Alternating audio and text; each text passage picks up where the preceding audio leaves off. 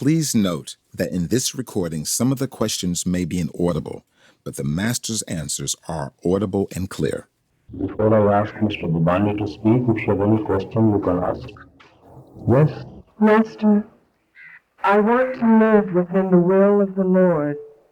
And if I have the feeling of taking charge or taking responsibility for my life and my schedule, and I give the highest priority to meditation and try to live within the Saint Mat teachings, and I try to develop my worldly talents in my career,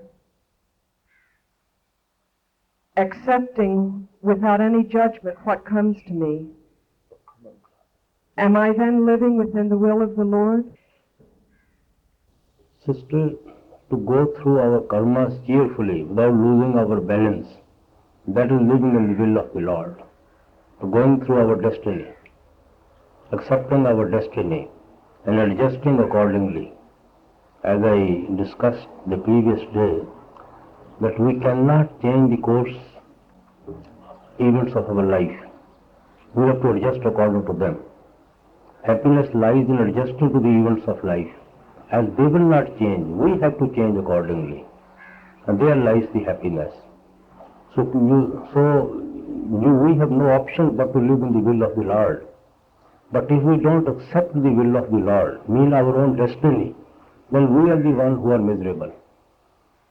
If we accept it, then we are able to attend to our meditation.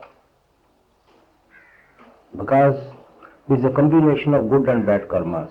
Our destiny is a combination of good and bad. इसको बंद कर दो ना. The combination of destiny is a combination of our good and bad karmas. So you have to face the effect of good karmas also. You have to face the effect of bad karmas also. Sometimes they are good days, sometimes they are bad days. All days are not the same.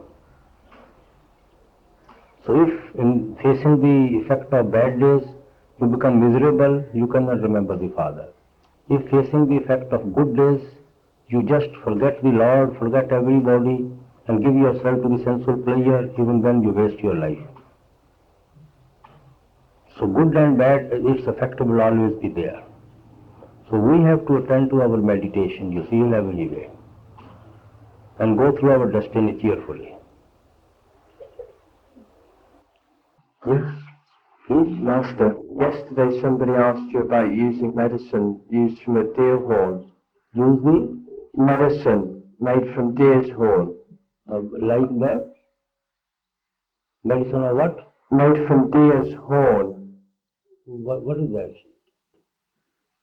Well, yesterday there was a question about it. I'd like to ask you, like in the UK, there are about 7 million animals that are experimented on for tests for cosmetics and various other things that we use. And shouldn't we as satsangis perhaps not use these products? Well, brother, most of the medicine now are made synthetic. Most of the medicine. But if there is no substitute, then you can use that medicine. But not for sensual pleasure, but to retain your health so that you can attend to meditation. If we go at the back of everything what is going on, perhaps we will not eat anything, we will not drink anything. When we drink milk, you don't know how many millions and millions of insects are killed before milk comes to us. The fodder which the cattle are fed with, thousands and millions of insects are killed, you see, before the fodder goes to the cattle. And same with your fruits, same with your vegetables, same with your cereals. So you can't draw the line, you have to draw a line somewhere. We should not go our way, out of our way to kill these things unnecessarily. But where there is no substitute, you can't help it. Master, can't we draw a line with cosmetics? Pardon? Can't we draw a line at using cosmetics that have been tested on animals? Yeah, what you say? Yes, we can do without cosmetics. But cosmetics all the cosmetics don't come from the animal fat. There are so many synthetics that we use as cosmetics. Even your shoes, leathers, they also come from the animals. Whatever we can avoid, we should. But then we have to draw a line somewhere. Because we are part of a chain of a society. You can't get out of the society. Neither you can break it, nor you can be in it. So we have to do our best. The main object is to collect the least possible karmas during the span of our life. And then attend to meditation so that you are also able to clear all those karmas during this very span of life. If you have just the weight of a shirt on your body, you don't feel any weight at all. But if you have 100 pounds on your head, you are just crushed under the weight. So we shouldn't collect 100 pounds as to be crushed. But innocently we do collect karmas, because without committing karmas or collecting karmas, nobody can live in this creation.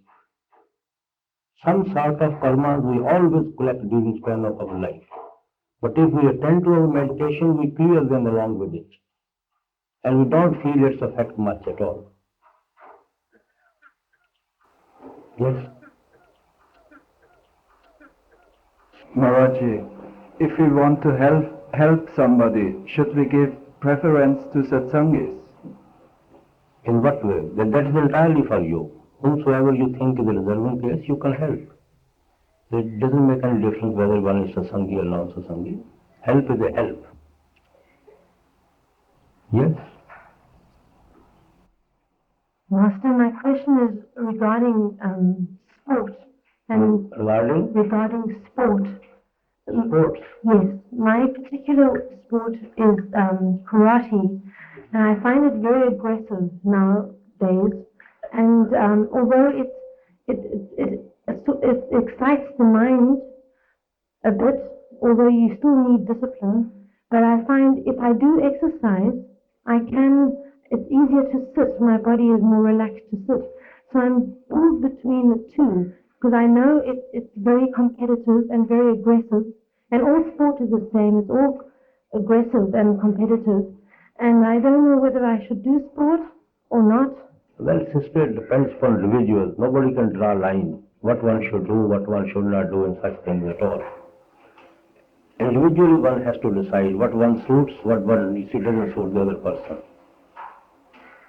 Everybody can't play the karate, everybody can't wrestle, everybody can't do the yoga exercises, hard exercises. But anyway, the main thing is we have to preserve our health. So we need exercise to preserve the health. So whatever exercise suits us, that is good for us. Perhaps I shouldn't do karate anymore. Pardon? Perhaps I shouldn't do karate anymore. I should maybe choose something different. No, I don't say you don't do it. Well, if you need it, circumstances are such that you need it to protect yourself, there's no harm in learning karate. And I have one small other question, Master. My work is very demanding lately, and I find it's encroaching on my time, especially for meditation, because sometimes I'm still at work at 2 o'clock in the morning. And at the moment our country is going through a bit of a recession, so I don't know whether I should leave the work or Well, get sister, another. everybody has to adjust our program, daily program. Yes. Body also needs rest, body also needs relaxation, and we also have to work. We also have to attend to our meditation. We have so many other obligations and responsibilities which we have to discharge as citizen, as mother, as sister, as brother, as a wife. So we have to formulate our own daily program, adjusting all to these situations. Thank you. Yes. Radha Swami Huzur, Maharaji, I would first like to thank you very sincerely for giving us this rare privilege of being in your holy presence. I have a question. Huzur, What attitude should one adopt towards a friend who abuses the friendship and furthers his own interest on the strength of that friendship? Well, sister, I can't sit on judgment. How do I know that whether you are right or the other your friend is right? And what is his attitude, what is your attitude of friendship? Nobody can say. So one has to take one's own decision in such situations. You know best what is abusing, what is the right use, wrong abuse. Only one can only know. You see, nobody can draw a line for anybody. Yes? One more thing, Master. My husband has asked me to pass on his heartfelt gratitude for your loving guidance recently, and also for the seva that you have given him. Thank you. Thank you. Yes, please. Master, I've noticed over the years that taking note of the fact that all these good people come from all points of the compass to hear their master, you and only you, that sometimes, even at Dera, one individual might request a reading or a satsang by someone else when the other 99% of the people want to hear you and only you, but invariably you will acquiesce to these people and to their wishes. And I've wondered, is there a spiritual lesson in this for us? Well, brother, I have to cater to all tastes. Even the one individual I have to hear. We cannot leave that individual behind. We have to satisfy even that individual. So I am always speaking.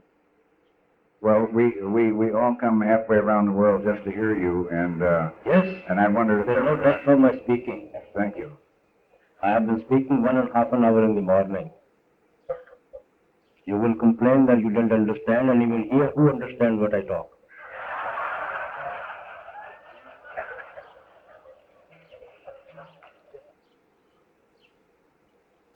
Yes, brother.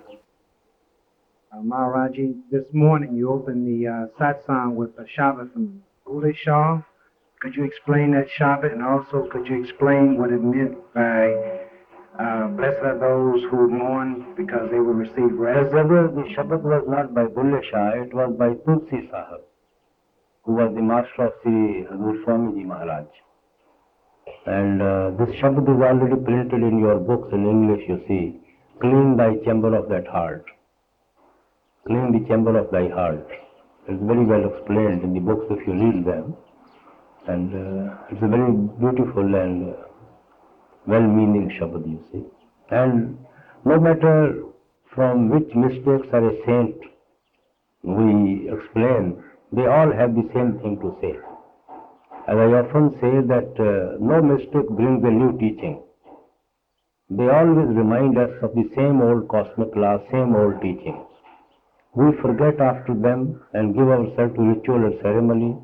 Again, somewhere a mystic or a saint will come and remind us about the same path.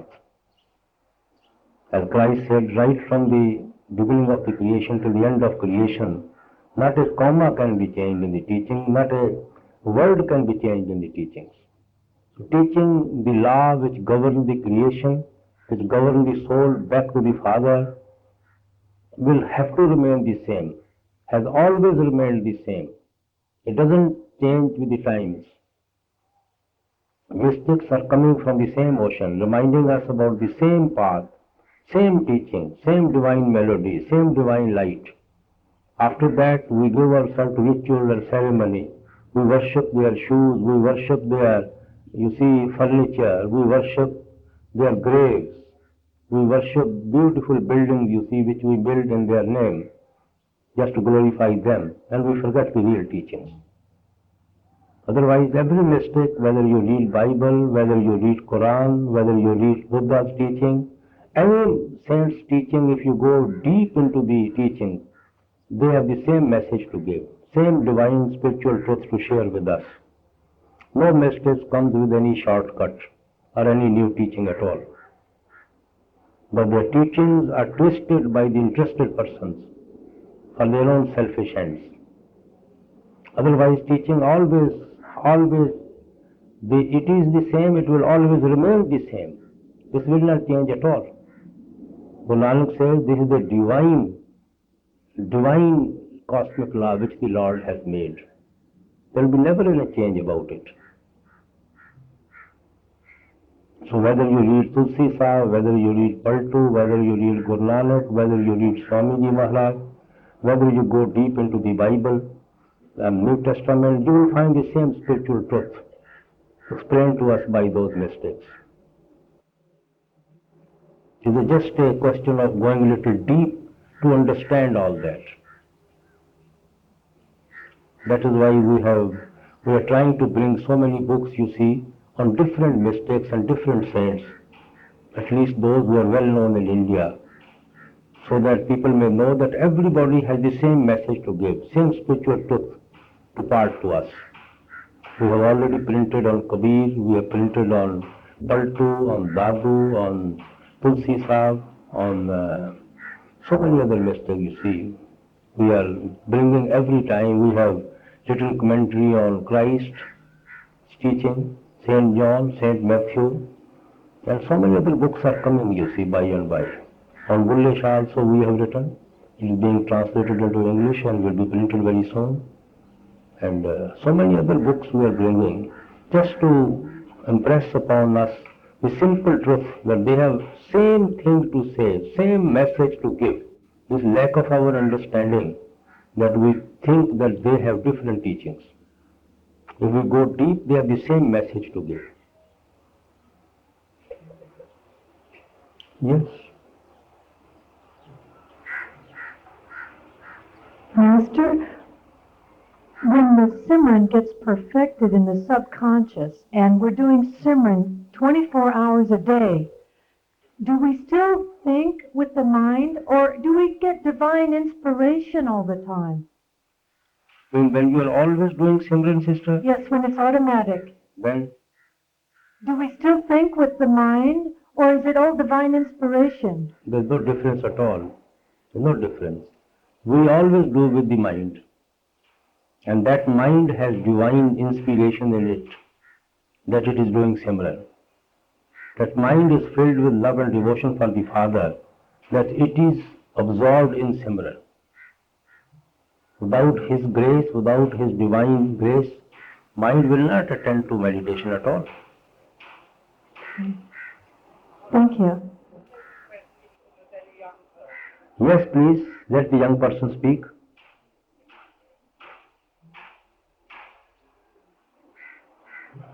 Master, the details of this, but a guru got 5 sheep to test his disciples' loyalty. But isn't this against the Sant-Mat teaching? Well, brother, I tried to explain yesterday, Guru doesn't have to test any disciple at all. He knows where a disciple stands. You only test a person about whom you don't know where he stands. But sometimes disciples start thinking too much about one's own self. And probably he has made a lot of progress. He has become very spiritual. So just to make him realize where he stands, such tests are there in the history. Not that Guru need to test anybody at all. What you read that story of by Maj in the Tales of the Mystic is, it was just Guru Sahib wanted him to realize that where he stands. Without his grace he is nowhere. So that one may not start thinking too much about one's own self. And one may not become victim of an ego and lose all what one has. So that is why these so-called tests are there, for us to realize where we stand. Otherwise, Master doesn't have to test anybody at all.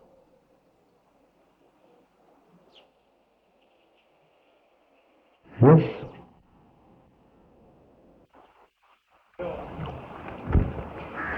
Overwhelmed.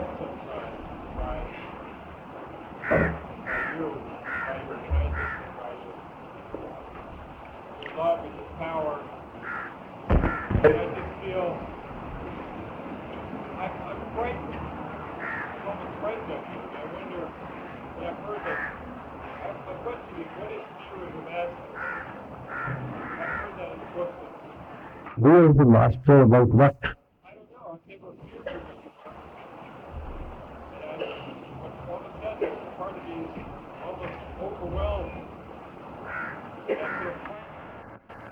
Well, brother, digest that within yourself and make use of this pull which you feel within yourself.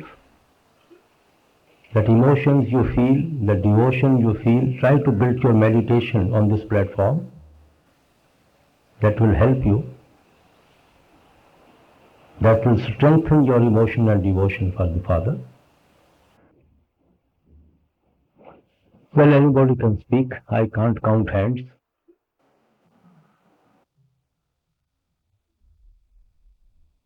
Maharaji, the other gentleman asked, and I've been wanting to ask, what does this mean? Blessed are those who mourn, Maharaji. No, you see, the subject matter was a little different. The relationship of the soul and the Father is that of love and devotion. This relationship is not based on any religion, any caste, any creed, any country, any color. This relationship is pure of love. So even Christ said, blessed are those who miss the Father, who are longing for the Father, who are yearning to go back to the Father. Only they will get rest from birth and death. That was the subject matter, you see. Thank you, Maharaj. Yes. Maharaji, I would like to thank you for allowing us to share this beautiful and intimate space with you. And I would like to thank you for your impeccable example of love and compassion. And I would like to ask you to comment on the day before yesterday. You said that it's very important that we not be judgmental towards our fellow satsangis or other people. You also said not only should we not be judgmental, but we should not even be indifferent, which implies to me that we should be a support system for each other. Would you please comment on that? You know, Christ said, judge not that ye be judged. We should never sit on judgment on anybody because we do not know the circumstances of the persons. We can only give the judgment if we know actually where the person stands, why he has behaved like that, what is his background, what is his environment, how his mind has been conditioned. Then only we can sit on judgment on anybody. But we know nothing about the person's background at all. So our judgment actually has to be faulty. We should not try to judge anybody at all. We should try to judge our own self. So what I wanted to say that if the Sanghi has gone astray, we shouldn't much worry about him at all. We should try to make him understand with love and devotion.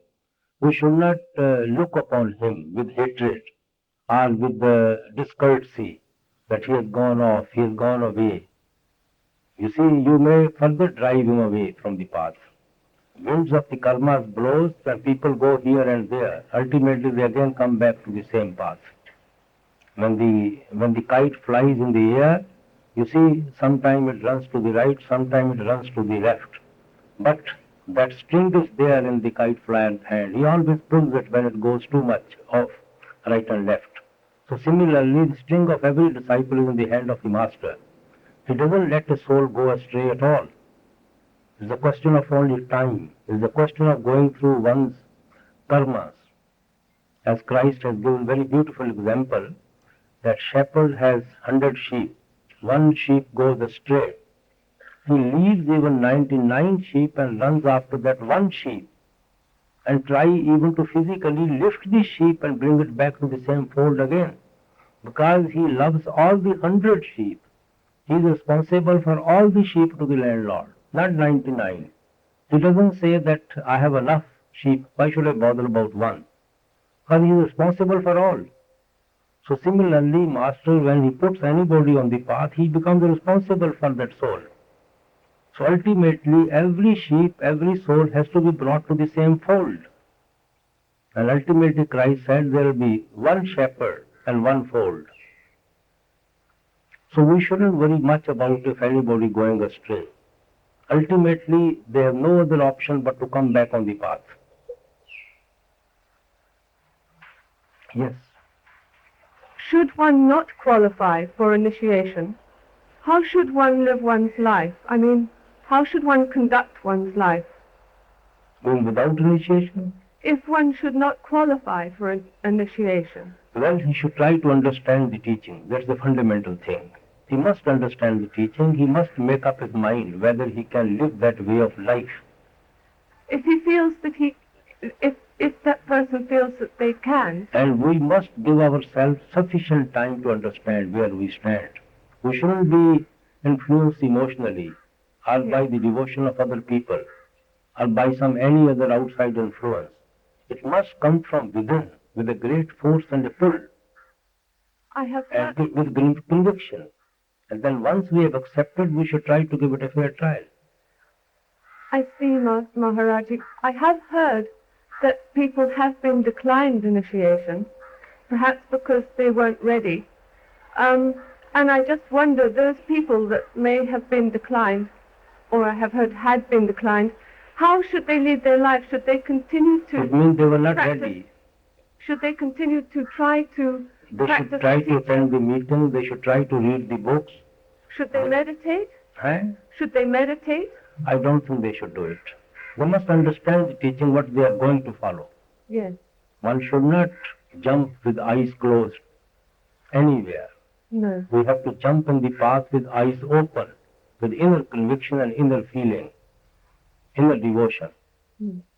Thank you. And even if whole life is lost in making a search, making inquiry, satisfying one's own intellect, it is not time lost, it is time gained. We are building on the rock. We are not building on a sand. Thank you. Yes, anybody can speak. Master, when we sit in front of the physical form of the Master... Pardon? When we sit in front of the physical form of the Master, is it necessary to do Simran? Well, it depends on the individual. If his mind is free to do Simran at all. Yes.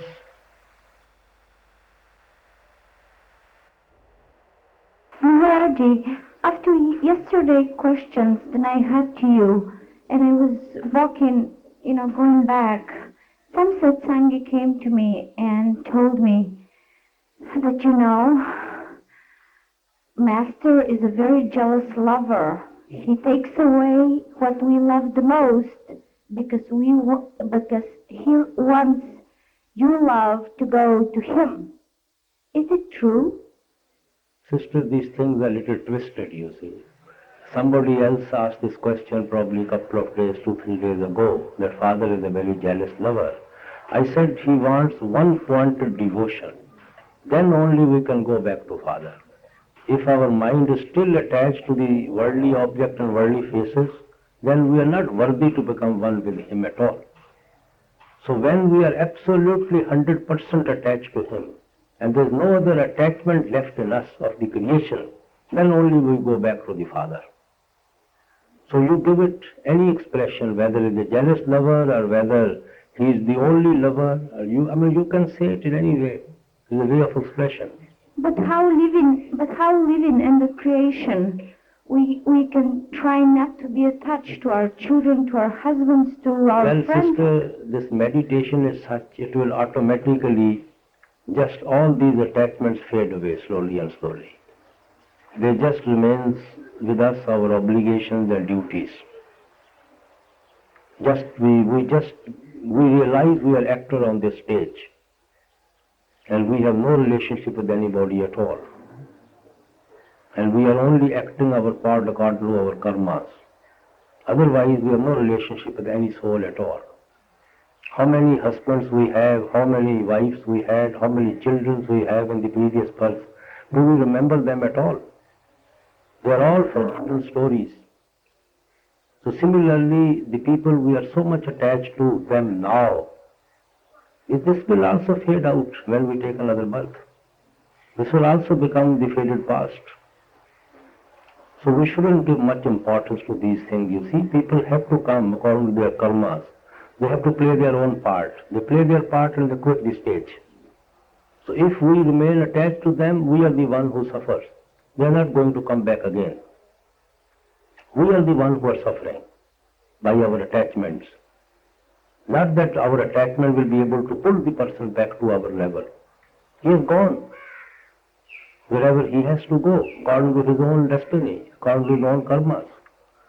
So we must face the situation as it comes, rather than unnecessarily weep and cry over all the episode. We must take the life as it is. Thank you. We don't try to face facts of life. We remain in the past. We remain in our own dreams. Yes. Can the ego be dissolved with love? Could you please speak a little bit about ego? Well, sister, what is to speak about ego? It's very much persisting in us. It is ego that we are all here. But for ego, nobody will hear in this creation. Lord has created this creation through ego, through attachments to this creation. If we are not attached to this creation, nobody will stay in this creation at all. This is our attachment which is binding us to the creation and which pulls us back. You see, every time we die to the creation, which shifts us from flesh to flesh, from body to body. See, this is all ego. And ego means attachment to this creation. So we have to, only attachment can create detachment in us. When we are attached to the Shabad and Naam or divine melody within, we automatically get detached from this creation. If you get diamonds, you will not run after shells. When you get that nectar, you will not worry about the sensual pleasures. You will not worry about the worldly faces or worldly objects. So when we are attached to the divine melody within, automatically all these attachments fade out from our mind. Now these attachments, you see, look to us as Himalayas. How can we jump over them? But then we hardly feel that there were at all any attachments at all. If you keep your whole life before you, right from the childhood, we have passed through so many phases of attachments. We are so attached to mother, so attached to brothers and sisters, attached to our friends, attached to our schoolmates, college mates, and friends, then wife, children. These attachments come and go, So the best thing is to take a positive step, to attach ourselves to the divine melody, Shabad and Naam within, which will automatically detach us from this creation. Otherwise, if you start analyzing how can I detach myself from my child, my husband, my children, my country, my nation, you will not succeed at all. You see, when a girl gets married, she automatically forgets the parents and friends and relations and brothers and sisters. When she is in love with a gentleman, she automatically forgets everybody. Before that, if you tell her, you forget brother, sister, she can't do it. So when she gets into love with someone, automatically other loves fade out.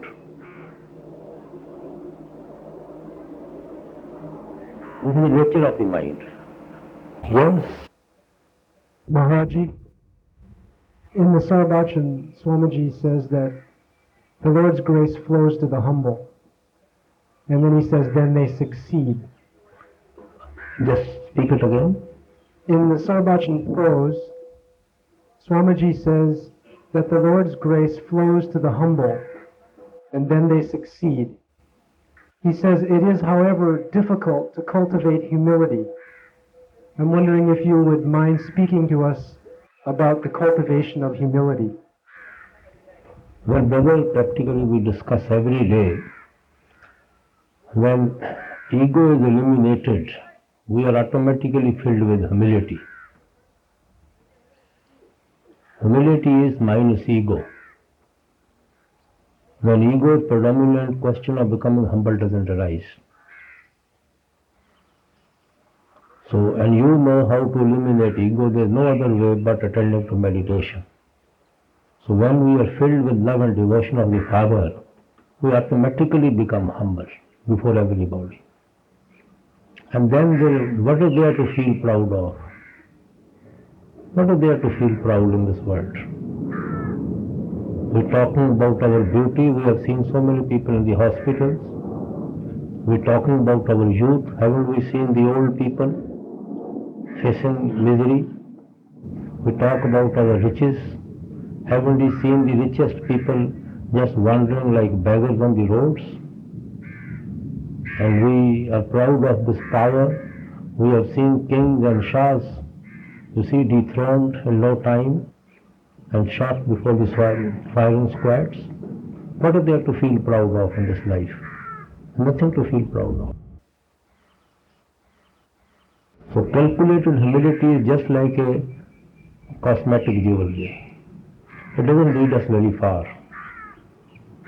When we find the Father within, when we see the reflection of the Father in everybody, we automatically become humble to everybody. We realize our worth, that how insignificant we are in this creation. So automatically we become humble.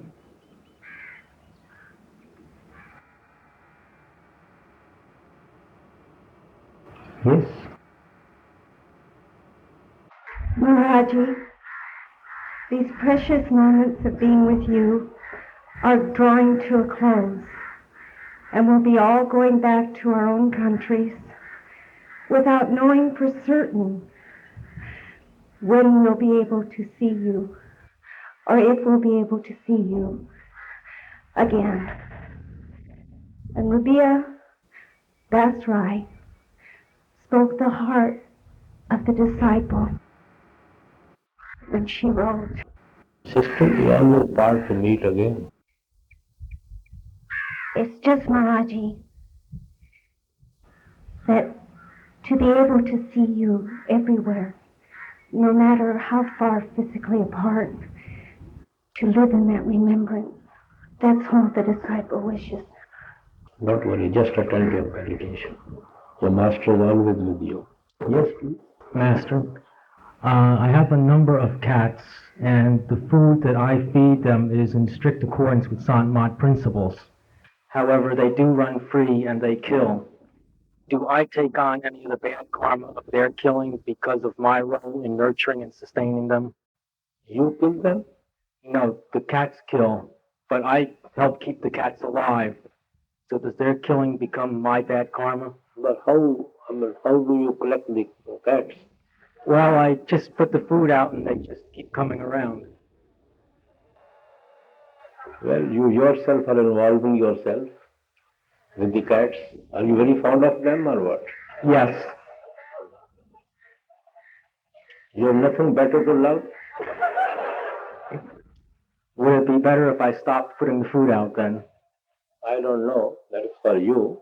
But these pets should not possess us.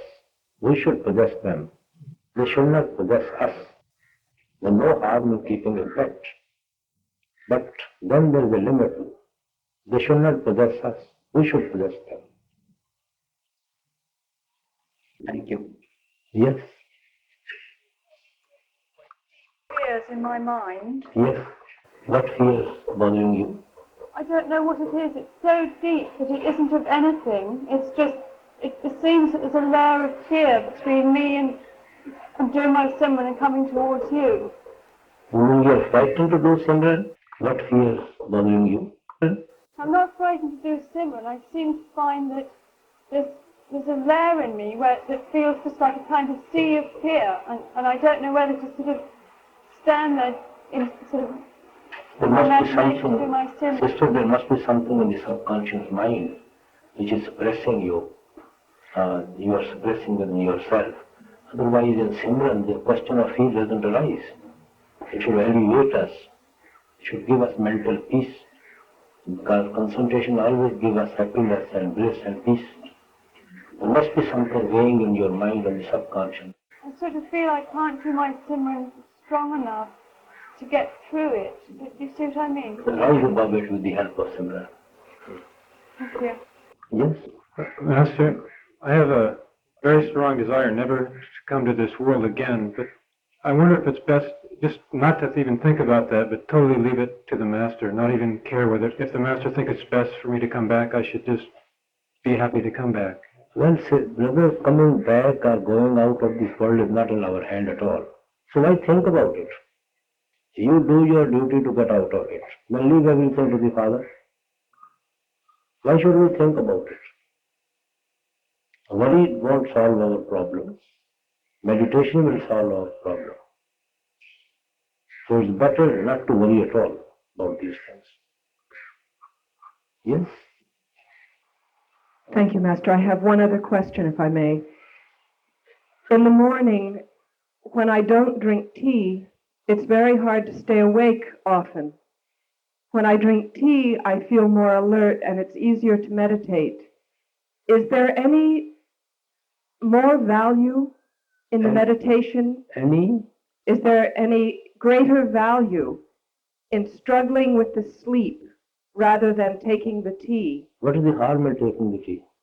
That's my question. There's no harm. Unless the doctor doesn't advise you due to certain reasons, otherwise there's no harm in taking the tea. Yes? I have two questions. One is about worry. Very often you tell us, don't worry. And I find that most of the time when I should be doing Simran, I'm worrying about very foolish things. Is there any way to stop worrying enough to do Simran? Well, sister, that is the habit of the mind. It doesn't want to live with the present. Either is worried about the past or is worried about the future. So we should live with the present. We should turn to meditation now and then, rather than go on worrying what has happened and go on worrying what is going to happen with us. What has to happen will happen, has already happened. We have just to face it. And worry is not going to solve the problem.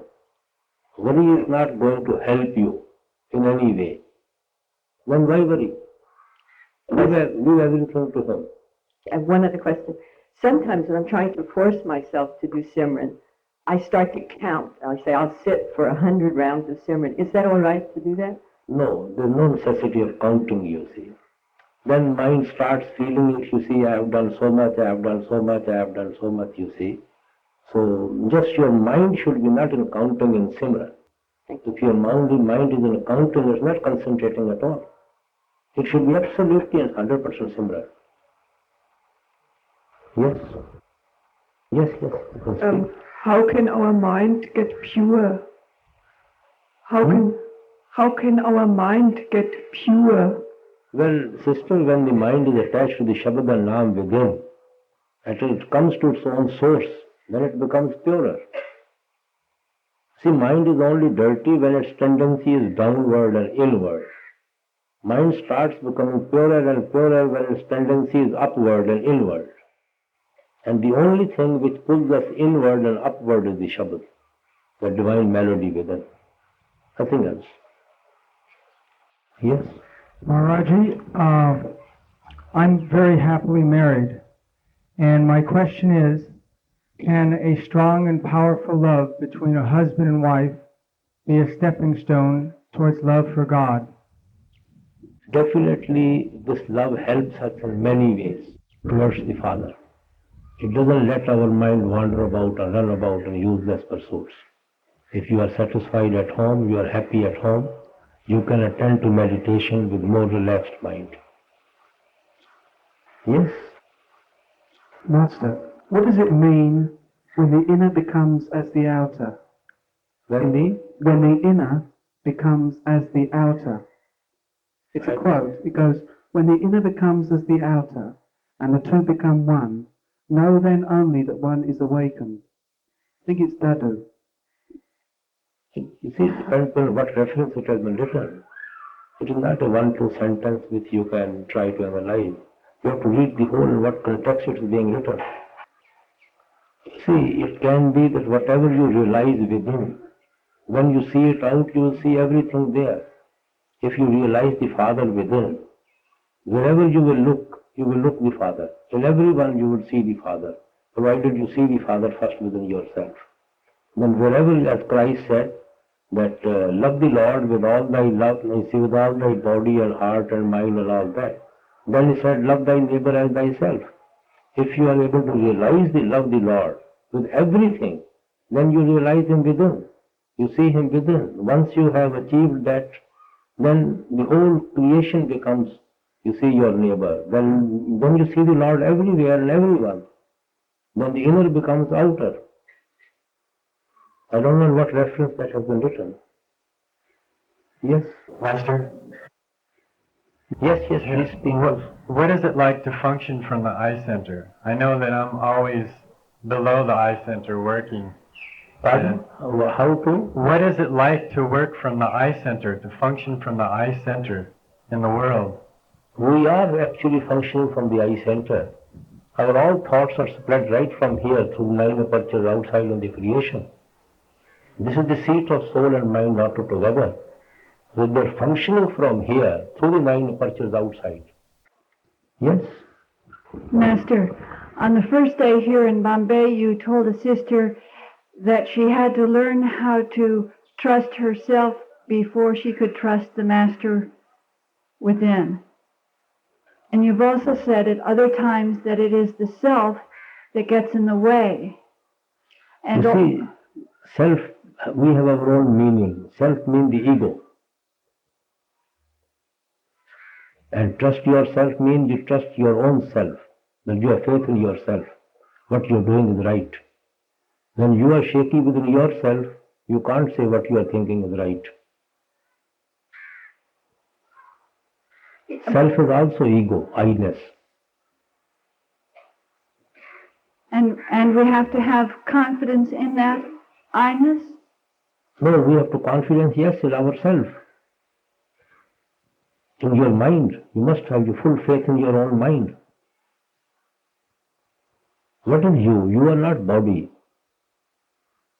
Body is not thinking. It is the mind which is thinking. But you've said that the mind is not to be trusted with its intellect and with its emotions. As I said, you see, when mind is pulling you outside, then you can't trust him. When he's pulling you upward, then you have to trust the mind. Then it automatically creates a own trust within yourself. Thank you. Master? Master? Yes, please. Over here. Anywhere. I have to leave in 1 minute, and I'd like to ask if you could speak just a moment, I think you already did, on taking the atmosphere home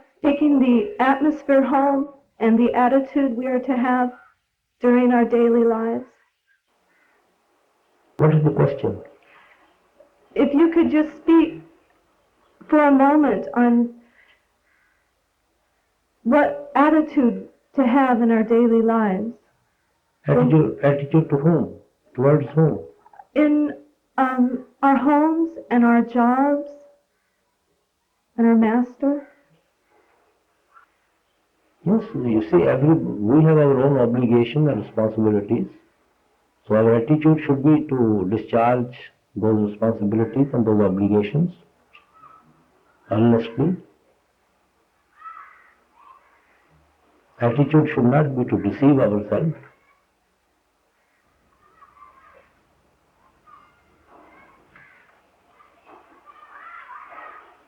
Yes. Maharaji, I have a cat, and we give money to our houseboy to feed the cat, and he goes out and buys cat food, meat. Well, our houseboy goes out with our money to buy cat food to give to our cat. Does this give us bad karma? Mean feeding the cat with meat? Yeah. Well, definitely we involve ourselves with their karmas. First thing, what is the necessity to take the responsibility of a cat if we can't keep it on vegetarian food? And if we have gone out of the way to take such responsibility, then we have to be responsible also. Yes, anybody can ask. Master, I would like to continue my discussion that I had with you for the last couple of days. I want you to know that I like you, and I feel for you and Mr. Babani, and I love his discourses. and I am just a seeker of the truth. That's all I want, and I want to become clear in everything that I do in life. So Guru, you're most welcome to ask any number of questions. I find in the philosophy a number of times, almost every day, some kind of contradiction to something else that might have been said at some other time. Like yesterday, Mr. Babani was talking about we have to become completely doubtless before we can see the Master inside. And you have said on one of your tapes that we will always have doubt until we see the Master on the inside, or the radiant form of the Master. Doubt means we have some sort of a doubt unless we are absolutely, unless we see the Master and get convinced. Yesterday, you told us that you never said to us that you were a Satguru. Are you saying then that you are not a Satguru? Well, but I had to say I've said it. What do you want me to say now? I have a number of things that I'd like to discuss with you. It's unfortunate that it cannot be an intimate discussion and we have to speak over a microphone. Well, when you get some time to come to Bias, you can discuss it. But I'd like to continue with a couple more questions if I can. Oh, please go on doing it. Okay. You said that the Satguru has all knowledge at all times.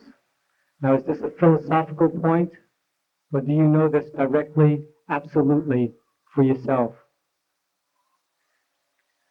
Well, there are many things which are not said by you yourself. There are many things which are understood rather than said. Okay. On faith, you said that we have to build our faith on meditation. Yes. I find with meditating, I've had very nice meditations before I came to the path, as I do now. But I've been meditating 10, 15 years, and I still sit in darkness. As far as the philosophy of Samat, I still see contradictions here and there which kind of cloud my intellect and doesn't allow me to become totally clear. And then in speaking to you the other day, you more or less denied, to my understanding, that you are a Satguru. Well, brother, as far as the philosophy is concerned, you can write me any number of questions. You will see that your all questions are well answered and to your satisfaction. My question is, though, on where is the rock that we build our faith? There is the rock. Rock is a conviction, intellectual conviction, on which you have to build your meditation. Then on philosophy? And meditation will give you faith. Practice will give you faith. Jesus said, Jesus Christ, I am the light, the truth, and the way. Well, I may tell you for your information, these are not the exact words of Jesus. Jesus will not write about himself like that. It is the disciple who have written him, putting these words in his mouth. That is why it is written according to St. John, according to St. Matthew. It is not by Jesus. It is not by even John, not by even Matthew. According to Matthew, according to St. John. No master speaks in that personal term, you see. Thank you. Then again you will say that if he said, I and Father are one, then why did he go to cross? Why didn't he try to escape? All sorts of doubt will come in one's mind. Master, does the source to be able not to judge one another come from the meditation, or can it also come from a calculated decision of the mind? Which is more effective in our capacity not to judge one another? Well, brother, we should always judge our own weakness. We should always judge where we stand rather than try to judge others where they stand. That shouldn't affect us at all. Our own self affects us. We must improve ourselves. We cannot collect the thorns of the world, but we should wear strong shoes as not to be affected by them. Everybody has individual karmas to go through. So we should feel more concerned about our own self. Yes. Master, you've given us so much prasad, and I'm still not clear about the significance of it. Could you please tell Well, me just what eat it. means? If it is sweet, eat it. Should we Don't you share get it? the sweet dish after the meals? Just eat it. But should we share it with others, or is it just for us? Should we share it? Well, generally prasad is always personal. But if you can't finish it so much, then you can share it. I mean, people have told me that it's to help you in meditation or... Well, if it reminds you of the master, of the teachings, and of meditation, so definitely it is helping you. Yes. Well, thank you very much for your great gift. Yes, yes, sister. Master, when we see you in a dream, should we check it with the Simran to make sure it's not cow? Well, sister, in dream nothing is in your hand. How would you check it? You are just dreaming. You have no control over yourself. So how would you check it? Good dream is a good dream, and just forget about it. That's all. Thank you. Yes. Maharaji, if a disciple makes up his or her mind to do Simran whenever their mind is not occupied with having to think about their work, how long would it take before the mind got the habit of automatically doing Simran and would do it even while you're sleeping, and when you wake up in the morning, it would be automatically doing Simran? It depends how much your mind is scattered in this creation. How much you have to withdraw it from this creation. You can't fix any time limit. Some people who are just, they don't let their mind scatter so much at all. It may be easier for them to concentrate. Some people's mind is absolutely scattered, gone out of their hand. So it takes them more time to collect it back. It varies with individuals. Okay, thank you. Yes. Master, does the imagination in Dhyan, can the imagination make the Master's face move around just like in real life? Or in Dhyan, would it be better to see the Master's face still? Sister, I have said so many times, Dhyan is not must. It helps.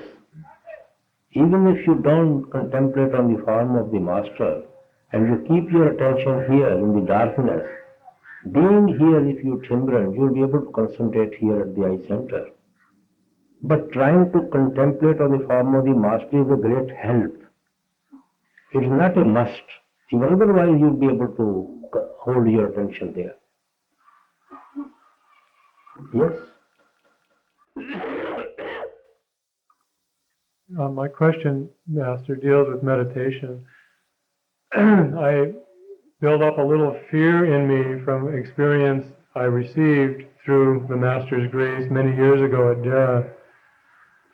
The first stage of meditation is withdrawing consciousness from the body, and I was able, through the Master's grace, withdraw consciousness up to the throat center, but when I reached that center, I felt like I was being choked.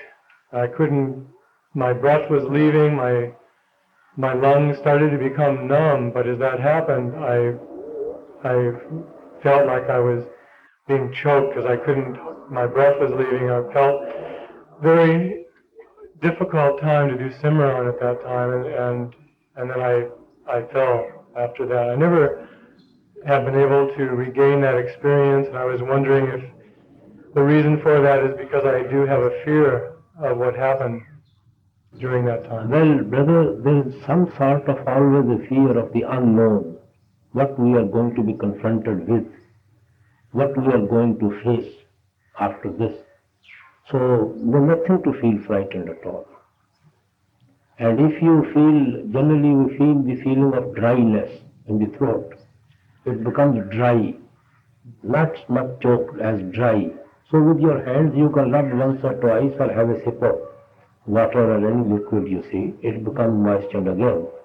Or if it is very inconvenient, you can leave it for a minute or so, and then again you can sit in the meditation.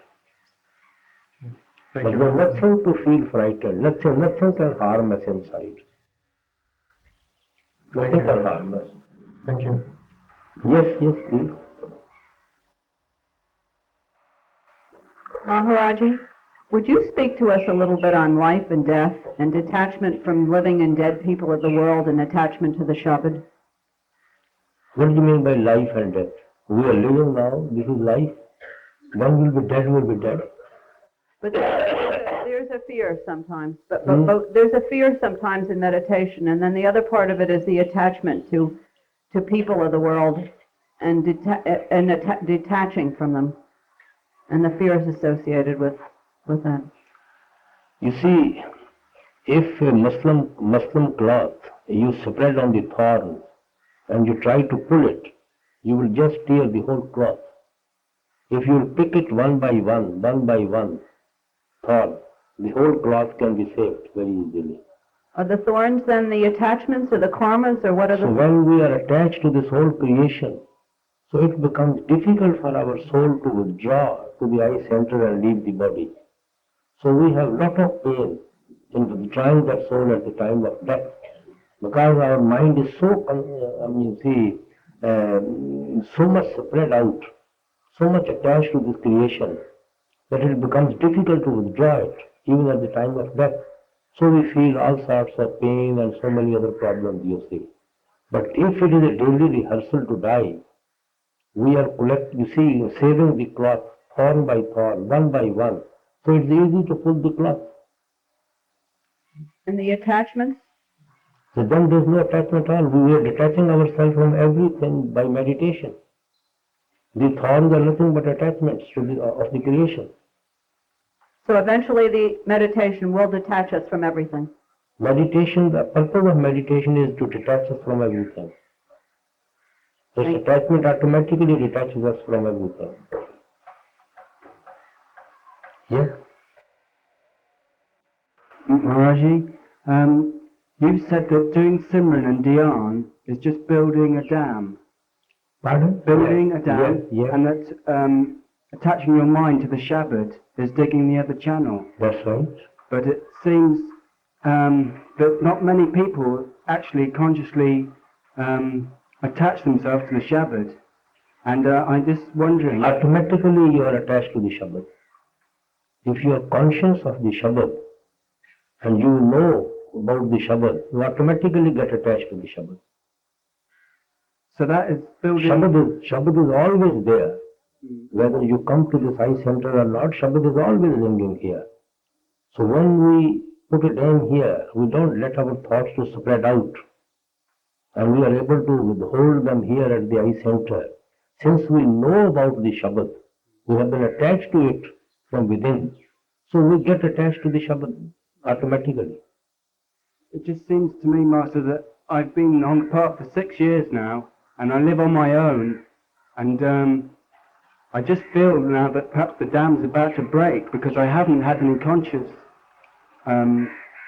communication with the Shabad, and it seems like my dam's a bit shaky at the moment. That is why we do both things together, Simran and Shabad. We just don't go on building a dam without digging a canal and the water to flow. We are doing both things together. We are trying to hear Shabad every day. We are trying to concentrate our mind every day. There's a saying by your master, he said, if you want love and grace, then you have to use all your energy to go within. And I'm just wondering if you can force the pace too much so that you become unbalanced. This is using the energy. Simran and Dhyan, withdrawing yourself to the eye center is using your whole energy. But if you don't get any results, Master, that's what I'm you automatically get that. I haven't yet, Master. Anyway, go on giving more time to Shabad also. More time to listen to the Shabad, even if I don't hear anything. Yes, yes. Thank you. Yes, anybody can. Master, I was wondering if you could tell me how a Sevadar that's called upon at certain times to have to be firm with people does this with humility. Pardon? How does one that's doing seva and sometimes is called upon to be firm with people do this with humility?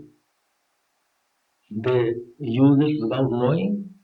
No, like it sometimes in the seating seva here and sometimes in the satsang, brothers and sisters don't cooperate and sevadars are firm. Then tell them, please cooperate. And that's all that's required? Persuade them to cooperate. How do you persuade people to cooperate with Well, humility? it depends on you, how you approach them. Everybody likes to cooperate, provided he is rightly approached. But some people are a little difficult to deal with. We meet all sorts of people. We shouldn't lose heart at all, but still we have to do our duty. Okay.